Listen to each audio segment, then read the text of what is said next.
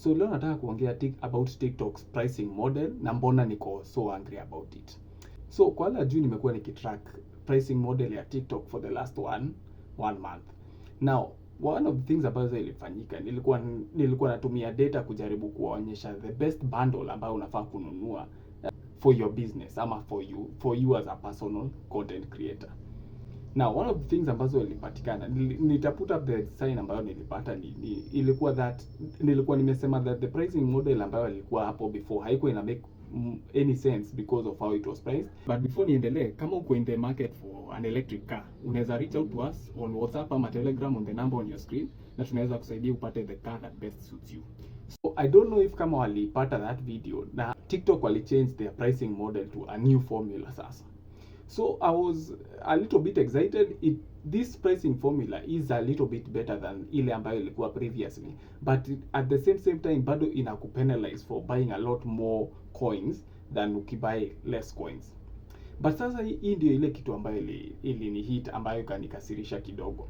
So kwa wale wajui, ukiangalia Kenya ni for lack of a better word, a third world country. So you'll imagine that pricing model ambayo inatumiwa hapa na tuseme for example US, that hapa hivi to some extent will be a little bit cheaper, which is not the case. Ukiangalia sahi in US, I'm going to give you an example for buying 30 coins. Ukibuy 30 coins in the US, itakucost roughly about 0.31 dollars. Ukiconvert hiyo 0.31 dollars into Kenya shillings, ukitumia the dollar rate ambayo iko saini, which is about 130, unafaa kuwa unachajiwa at around 40 shillings. This is not the case as it is right now. Ukiangalia in Kenya sahi tunachajiwa for 30 coins, unachajiwa 65.85 Kenya shillings. So you will imagine that that means that Kenya tunachajiwa more than the people in America wanachajiwa, which makes absolutely no sense. Wao wako na better purchasing power, wao wako na better economy.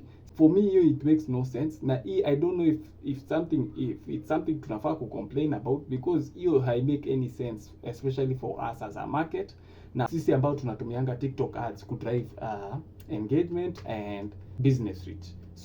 So if you could find a way ya kubuild around a system ya kujaribu either kuandika to TikTok, either to at least advocate ama complain mpaka at least to bring the cost of buying hizo coins at least to a reasonable price, wasikuwa at least wanatufinyilia when it comes to pricing. Now, so hiyo ndio my take on